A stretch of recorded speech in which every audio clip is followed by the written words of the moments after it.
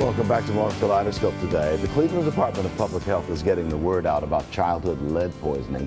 Kimalon Meriweather is project director of the Lead Safe Living Program, and Dr. Thea Wilson is with the Office of Early Childhood at the Cleveland Metropolitan School District. They're here to talk about lead poisoning, its symptoms, and how parents can get the children tested. Good to have you with us. Kimalon Meriweather sitting next to me, Dr. Thea Wilson sitting on the outside. Ladies, thank you for being with us. Thank you. Thank you for having us. Lead poisoning, I mean, is this is something that seems to always hang around.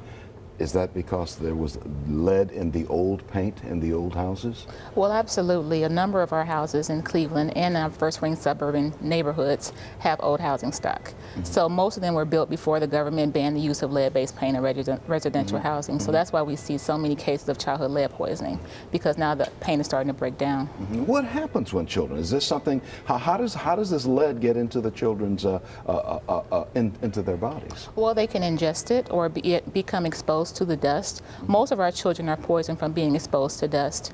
The dust will come in through the window. It may come as a result of the paint peeling or chipping. Mm-hmm. And then when they put their hands into their mouths, they're introducing it into their systems. Mm-hmm. Or we have people that have children that are accidentally poisoned from doing renovation incorrectly. Mm-hmm. So that's why we're really trying to get the word out about lead poisoning. Dr. Thea Wilson, you're the executive director of the Office of Early Childhood at Cleveland Metropolitan School District. How does the Cleveland School District fit into this conversation? Well, we have a very high level of students who are coming to us that are lead poisoned, and we're seeing that effect in the classroom in many different ways. It could be in behavior, it could be academically. So that's why we're partnering with Ms. Meriweather and her events to get the word out. Mm-hmm. What do you suggest parents do now? I mean, many people live in old houses that have old paint. What should they be about right now? Kimalon will tell you, and she'll speak on that more, but one of the things the parents must do is have them lead tested. That's the only way we're going to know that they are poisoned. There's no other way to really tell that. And they should be doing that even before they come to school. Absolutely, mm-hmm. absolutely. Our pre-K students come with it on their forms. However, it needs to be done even before then. Speak to that, Kimalon. Where do they do this? Where do you get your child lead tested? Well, of course, you would want to talk to your pediatrician, mm-hmm. and you can ask for a lead test there, especially if you have a child under the age of 6. We recommend for children to be tested yearly up to the age 4 if they have not been tested at least one more time before they turn 6. Mm-hmm. Is there a program or something that can help people along this line? I mean, this is a big deal. Yes. I mean, many houses have old paint, mm-hmm. you know, and this is a big deal. Is there any help along the way for people who have old houses with old paint? Well, a couple of things I wanted to tell you about.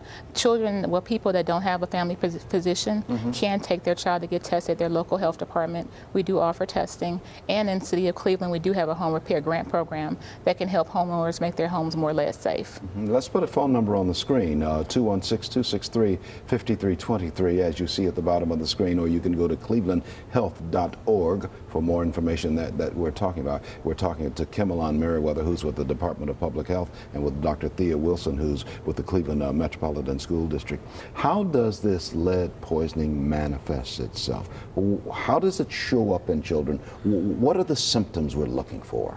Unfortunately, it can manifest itself and have symptoms that really range. Mm-hmm. So therefore, we can't diagnose it except for the lead testing.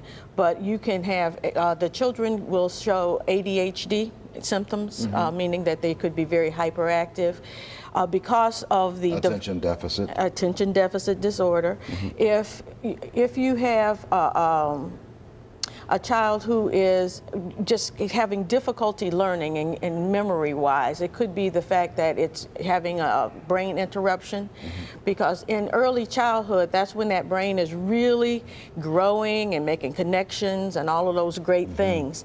And any interruption in that will cause a deficit in academics. I tend to think that children, the brain is still in the process of all those connections are being made, even at the age of 5 years old. Things Absolutely. are still happening that didn't take place at birth. That's nature's way of working we all come and in the same building. way. Exactly, yes. Exactly. And once anything happens to disrupt that process, then we have to do, how would you say it, catch up.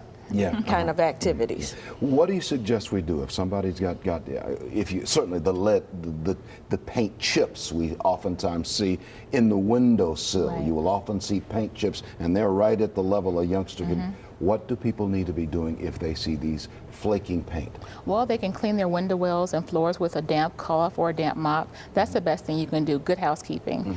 Ensure that your child has a good diet, a diet that's rich in iron, rich in vitamin C, rich in calcium. That will prevent their bodies from absorbing the lead. Simple things like hand washing. We always tell people that's the best thing you do, from preventing flu to preventing lead poisoning. Very easy things that you can do. Taking your shoes off before you enter the home. There's still a fair amount of lead in soil from our past use of leaded gasoline. So taking your shoes off prevents that lead from being tracked into their home. More information on everything we've been talking about if you telephone 216-263-5323 or go to clevelandhealth.org. We've been guested today by Kimalon Meriweather, Project Director for the Cleveland Department of Public Health, and with Dr. Thea Wilson, who's Executive Director of the Office of Early Childhood at the Cleveland Metropolitan School District. Good to have you on the broadcast. Thank you. You have saved lives. You know that, don't you?